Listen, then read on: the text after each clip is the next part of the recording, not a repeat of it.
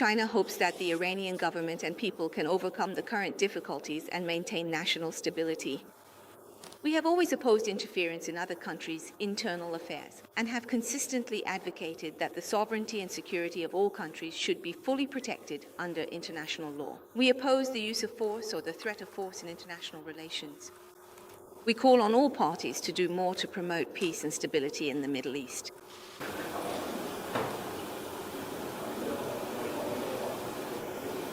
We are closely monitoring the situation in Iran.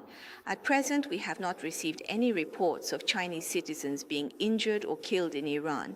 We will do our utmost to ensure the safety of Chinese citizens in Iran. Taking this opportunity, we also hope that Chinese citizens in Iran will pay attention to the local security situation. Take necessary measures to ensure your own safety. If you need assistance, you can contact the Chinese embassy in Iran or call the Consular Protection Hotline. The crisis is now drawing in global powers, sharpening the risk of confrontation. China's foreign ministry said it opposes foreign interference and urged restraint, responding to Trump's threats of military action over the government's crackdown on protesters. Speaking in Beijing, spokesperson Mao Ning stressed respect for sovereignty and international law, while urging all sides to avoid further destabilizing the region. Analysts see Beijing's statement as a warning against escalation, but China hasn't outlined any concrete steps beyond the diplomatic statement.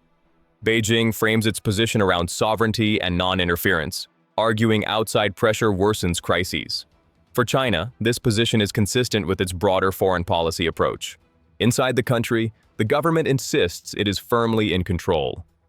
Foreign Minister Abbas Araqchi told diplomats that the nationwide unrest has been brought under total control, claiming the protests were deliberately turned violent to give the United States a pretext to intervene. The Islamic Republic is not seeking war, but it is fully and completely prepared for it, Araqchi declared. Then came the offer that frames how leadership views the current moment. We are also ready for negotiations, but fair, honorable, and dignified negotiations on equal footing.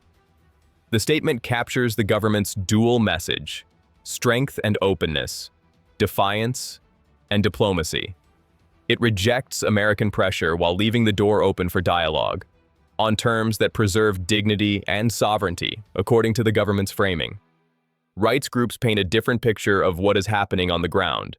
The human rights activist news agency, known as HRANA, reports that at least 544 people have been killed in just over 2 weeks of demonstrations, 496 protesters and 48 security personnel, according to their count. More than 10,600 have been detained, the organization reports. These figures have not been independently verified. The government has released no official toll, and an internet blackout has made independent verification nearly impossible. HRANA and similar organizations operate from outside the country and rely on networks of contacts inside. Their figures represent one source of information, but verification remains difficult under current conditions. The information environment has been severely restricted. NetBlocks reports a near-total internet blackout. Separate reports describe disruptions to phone networks too. The blackout makes it difficult to verify claims from any source, whether government, opposition, or international observers. Videos continue to emerge through various means, including satellite connections, but the volume of verifiable information from inside the country has been dramatically reduced.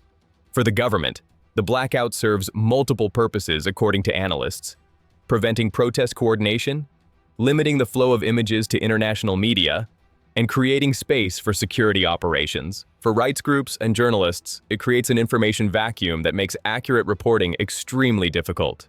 Despite the information blackout, reports describe fear in the streets. In the capital, residents reportedly say the city empties at sunset as security forces tighten their grip. Residents and opposition-linked accounts report warning messages urging parents to keep children indoors, but this cannot be independently verified during the blackout. Yet the demonstrations reportedly continue. Crowds have defied the crackdown, according to videos that have emerged through satellite links and other means. State television broadcasts a different picture, showing pro-government rallies with crowds chanting slogans, a show of force by the ruling system. The contrast between these images and the reports from rights groups illustrates the information war playing out alongside the street confrontations. European voices have weighed in on the crisis. German Chancellor Friedrich Merz, speaking during a visit to India, addressed the situation in pointed terms. We're seeing for 2 weeks how people from all sectors of society are taking to the streets, Merz said. They're protesting peacefully for freedom and a better life in their country. He continued, not only is it their right to do that, but I pay tribute to the courage with which they confront the disproportionate amount of violence. Then came his call to leadership. I call upon the government and leadership to protect their citizens instead of threatening them. Merz characterized the violence as not a testament, an expression of strength, but a weakness. The German position represents a European approach that differs from Washington's, expressing concern for protesters while stopping short of threatening military action. In Washington, the pressure is building in a different direction. President Trump says the government has reached out to negotiate, but he warns time may be running out. Speaking aboard Air Force One, Trump said the military is reviewing very strong options, including cyber attacks and direct strikes. They're starting to cross a red line, it looks like, Trump said, and there seem to be some people killed that aren't supposed to be killed. When asked about specific options, Trump responded dismissively, Am I gonna really? Are you asking me to say what will they do? Where will we attack? When and at what angle will we attack from? Trump said he was receiving frequent briefings and would decide soon. Trump addressed warnings that American bases would become legitimate targets if the United States strikes. If they do that, we will hit them at levels that they've never been hit before, Trump declared. They won't even believe it. He continued, I have options that are so strong. So, if they did that, it'll be met with a very, very powerful force. When asked if leadership takes American threats seriously, Trump referenced past actions. Wouldn't you say that they probably do at this point after going through it for years with me, right? Being hit, Soleimani, al-Baghdadi, the nuclear threat wiped out. Don't you think? And then you just had Venezuela. Reuters reports U.S. forces detained Venezuela's president. Analysts say that episode may be shaping how leaders read Trump's threats. Trump made a significant claim about diplomatic outreach. Iran called to negotiate yesterday, Trump told reporters. The leaders called. They want to negotiate. He added, I think they're tired of being beat up by the United States. Trump said a meeting is being set up, but warned, we may have to act because of what's happening before the meeting, but a meeting is being set up. The claim has not been independently confirmed. The government has not publicly acknowledged making such a call, and the Foreign Ministry statements have emphasized readiness for dignified negotiations on equal footing, language that suggests conditions rather than capitulation. Whether Trump's claim reflects actual diplomatic contact, back-channel communication, or something else remains unclear. When asked about Supreme Leader Khamenei's claim that protesters are trying to please Trump, the president offered a different interpretation. I don't know that they're trying to please me, Trump said. They named a boulevard after me, but that's pretty pleasing. He continued, but I don't think they're trying to please. I think they just want peace. They want to have freedom. The protesters are after freedom. Trump characterized the situation. I don't think they're trying to appease me. They're trying to get somebody to help them. They're under siege, and now it looks like they're being shot at, which is a very bad thing. He confirmed that his administration is in contact with opposition leaders, saying, yeah, you can find out pretty soon. China's statement carries weight in the current context. Foreign Ministry spokesperson Mao Ning's statement emphasized core principles that Beijing considers fundamental: respect for sovereignty, non-interference in internal affairs, and adherence to international law. The statement urged all sides to avoid further destabilizing the region, language that implicitly criticizes American threats of military action, according to analysts. Beijing has long argued that Western powers use human rights concerns as pretexts for intervention, and that such interventions typically make situations worse rather than better, according to Chinese officials and state media. China is signaling that it views the current situation through this lens, analysts say. The government and its allies point to what they describe as a consistent pattern in Western interventions. In Libya, critics argue the intervention contributed to long-term instability and fragmentation, with competing militias and ongoing conflict years after the fall of the previous government. In Iraq, the war caused massive casualties and displacement, and its aftermath destabilized the region for years, according to international assessments. In Syria, critics argue foreign involvement prolonged and intensified the conflict, contributing to the worst refugee crisis in decades. Reuters reports U.S. forces detained Venezuela's president. Analysts say that episode may be shaping how leaders read Trump's threats. and how governments targeted by Washington view American expressions of concern. This is the context in which the government and its supporters view American statements about protesters. At the heart of this confrontation is a fundamental question. Who has the right to decide how a sovereign nation handles internal matters? The UN Charter emphasizes sovereignty and limits intervention in domestic matters, while allowing enforcement measures in certain cases. The United States argues that severe human rights abuses can justify international concern and potentially action. Washington frames its position as supporting people seeking freedom against an oppressive government. China and Russia argue that such framing has been used repeatedly to justify interventions that violate sovereignty and typically make situations worse, according to their officials. They frame their position as defending international law against what they characterize as American hegemony. The government frames its position as defending national sovereignty against foreign-backed destabilization. It characterizes the protests as externally driven rather than organically domestic. These competing frameworks lead to very different conclusions about what is happening and what should be done. The truth about what is happening on the ground is difficult to establish with certainty. The government claims protests have been brought under total control and frames the unrest as foreign-backed destabilization. Rights groups report hundreds of deaths and thousands of detentions, framing the situation as government violence against peaceful protesters. Western governments express concern for protesters and threaten consequences for violence. Videos that emerge show confrontations, but the full context is often unclear. Attribution of violence, who started what, who responded to what, is contested. The internet blackout makes independent verification extremely difficult. Journalists cannot freely report. International observers cannot access the country. Information comes filtered through partisan sources on all sides. This information environment means that confident claims from any source should be viewed with appropriate skepticism. Whatever the external dimensions, the protests emerged from real economic grievances. Years of sanctions have devastated the economy, according to international assessments. Inflation has eroded purchasing power. The currency has collapsed. Basic goods have become unaffordable for many families. Unemployment, particularly among young people, remains stubbornly high. The recent Israel-Iran war damaged infrastructure and added economic strain, according to international reporting. These grievances are not invented by foreign intelligence agencies. They are lived realities for millions of ordinary people who struggle daily to make ends meet. The question is how these genuine grievances relate to external pressures, whether they are being exploited, amplified, or directed by outside forces, and whether that exploitation, if it exists, delegitimizes the underlying demands. The government has constructed a clear narrative around the unrest.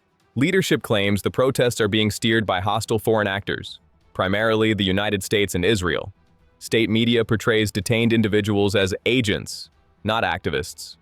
Seized weapons are presented as proof of foreign involvement. Foreign Minister Araqchi explicitly claimed the protests were deliberately turned violent to give the United States a pretext to intervene. This narrative serves multiple purposes, according to analysts. It delegitimizes protesters in the eyes of government supporters. It justifies security measures as counterterrorism rather than repression. It positions the country as victim of foreign aggression rather than a government facing domestic discontent. Whether ordinary citizens accept this framing is difficult to know from outside, but the government is betting that enough will, or at least that enough will stay home rather than join the streets. Those who support the protesters offer a different narrative. They describe ordinary people, pushed beyond endurance by economic hardship and political restrictions, taking enormous risks to demand change. They describe peaceful demonstrations met with disproportionate force.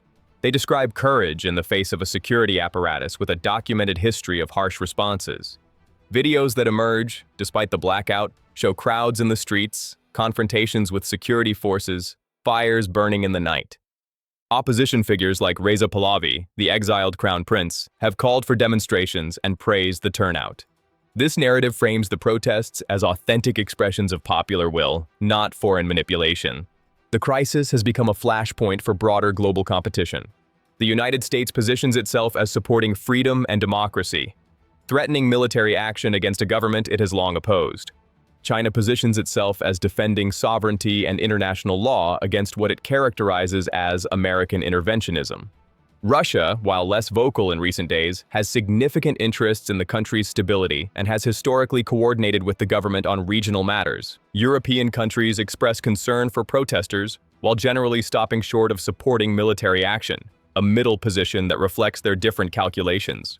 The crisis is becoming a proxy for larger debates about global order, American leadership versus multipolarity, Western values versus sovereignty, intervention versus non-interference. Trump's objectives are not entirely clear. His public statements emphasize support for protesters and threats of military action if violence continues. He references past actions, Soleimani, Venezuela, to establish credibility for his threats. But he also claims the government has reached out to negotiate and that a meeting is being set up. This suggests interest in a diplomatic outcome, not just military confrontation. What would negotiations look like? Trump has not specified. In the past, he has focused on the nuclear program. But the current crisis is about internal governance, not nuclear policy. Some observers suggest Trump may see the protests as leverage for nuclear negotiations, pressure that could bring the government to the table on terms favorable to Washington. Others suggest Trump is genuinely weighing military action if the crackdown intensifies. The uncertainty about American intentions is itself a form of pressure. The government's objectives are somewhat clearer. Survival is the primary goal. The Islamic Republic has faced challenges before: the Green Movement in 2009, protests in 2017 to 2018 and 2019, economic pressure from sanctions. It has survived through a combination of security measures, economic management, and mobilization of its base. The government wants to suppress the current unrest while avoiding external intervention that could destabilize the country further. Araqchi's statement, open to negotiations on equal footing, suggests interest in diplomatic engagement that relieves pressure without appearing to capitulate. The government also wants to frame the narrative, portraying itself as victim of foreign aggression, not perpetrator of domestic repression. This framing serves both domestic and international audiences. China's interests in this crisis are substantial. Beijing has invested heavily in infrastructure and relies on oil supplies. A collapse of the current government, or an American-influenced replacement, would be a strategic setback, according to analysts. More broadly, China opposes American interventionism on principle. If Washington can threaten military action against one government based on how it handles internal protests, the precedent affects how other nations view similar situations. China wants stability in the region, continued access to oil, and preservation of its investments. It wants to demonstrate that it stands with partners against American pressure. It wants to reinforce international norms against intervention, according to analysts. China's statement warning against foreign interference serves these interests. The situation carries significant escalation risks. If the crackdown intensifies and casualties mount, Trump may face pressure to follow through on his threats. American military action could trigger retaliation against U.S. forces and allies across the region. If American strikes occur, the government has warned that U.S. bases and Israel would become legitimate targets. Such retaliation could spiral into wider conflict. If the protests succeed in destabilizing the government, the aftermath is unpredictable. There is no unified opposition waiting to assume power. The country is large and complex. State instability could create chaos affecting the entire region. All parties have reasons to avoid the worst outcomes. But all parties also face pressures that push toward escalation. The space for miscalculation exists. The Venezuela precedent looms over the current crisis. Reuters reports U.S. forces detained Venezuela's president. Analysts say that episode may be shaping how leaders read Trump's threats. For Washington, Venezuela may represent a model of direct action against a government that defies American preferences, according to some analysts. For the current government and its allies, Venezuela represents a warning, indication that American threats may not be empty, that Washington may be willing to use force. For China and Russia, Venezuela represents a challenge, a demonstration that they could not prevent American action against an ally, raising questions about their ability to do so in other cases.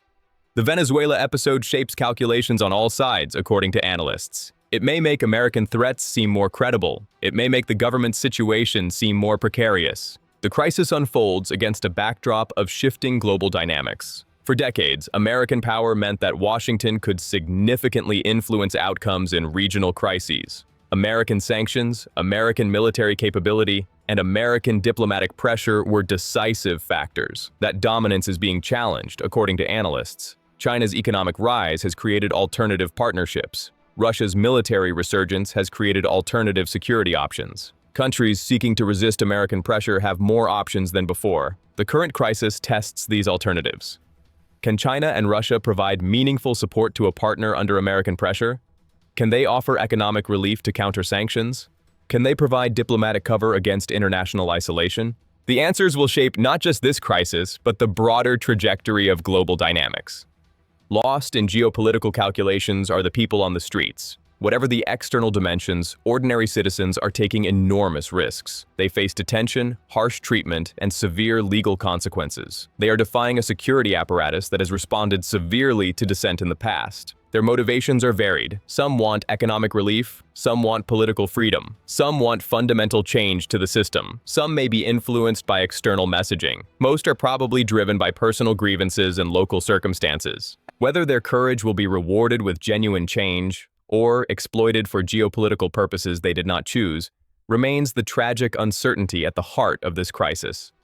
The government faces a difficult choice. If it allows protests to continue and spread, it risks losing control. Survival may depend on restoring order, but restoring order with force may trigger the American military action Trump has threatened, and it may deepen the grievances that drove people into the streets in the first place. The government is attempting a dual approach, projecting control while acknowledging justified demands, suppressing unrest while offering dialogue. Whether this approach can succeed, whether it can restore stability without triggering either internal collapse or external intervention, remains to be seen. Washington faces its own difficult calculations. If the crackdown continues and Trump does not act, his credibility may suffer. He has drawn red lines. Failing to enforce them may signal something to allies and adversaries alike. But if Trump does strike, the consequences are unpredictable. The government has promised retaliation. Regional allies could be targeted. American forces could face attacks across the region. A strike might also undermine the protesters Trump claims to support. It could rally nationalist sentiment behind the government. It could transform a domestic uprising into a foreign confrontation. The Venezuela episode suggests Trump may be willing to act, but each situation is different. The current country is larger, more capable, and more strategically located. The risks are correspondingly greater. Amid the threats, diplomatic possibilities exist. Trump claims the government has reached out to negotiate. Araqchi says the government is ready for negotiations, on equal footing. These statements suggest both sides may see value in dialogue, even as they posture publicly. What would negotiations address? The nuclear program has been the traditional focus of US-Iran diplomacy. But the current crisis is about internal governance, sanctions relief, and regional relationships. Comprehensive negotiations would require addressing multiple issues. Such talks would be complex, lengthy, and uncertain. But the alternative, continued confrontation with escalating risks, may make both sides more interested in finding an off-ramp. Several scenarios are possible in the coming days. The government could successfully suppress the protests, restoring order while avoiding American intervention. This would require calibrating force carefully, enough to control the streets, not enough to trigger Trump's stated red lines. Negotiations could begin, leading to a de-escalation that addresses some grievances while preserving the system. This would require both sides to accept compromises they have publicly rejected. The crisis could continue at current levels, protests persisting, crackdown continuing, threats exchanged, without decisive resolution in either direction. The situation could escalate. Increased violence that triggers American strikes, retaliation that triggers wider conflict, instability that triggers regional chaos. None of these outcomes is certain. Each depends on decisions not yet made, events not yet occurred, calculations not yet completed. The stakes extend far beyond this single crisis. This is about whether powerful nations can significantly influence how other nations govern themselves. It is about whether sovereignty remains a meaningful concept in international relations. It is about whether multipolar alternatives to American influence are viable. It is also about ordinary people, millions caught between forces they cannot control, seeking better lives in circumstances not of their choosing. As China warns against interference, as the government projects control, as Trump threatens force, as protesters face consequences, the world watches closely. The coming days may determine not just one nation's future, but shape dynamics in the region and beyond. The world watches and waits.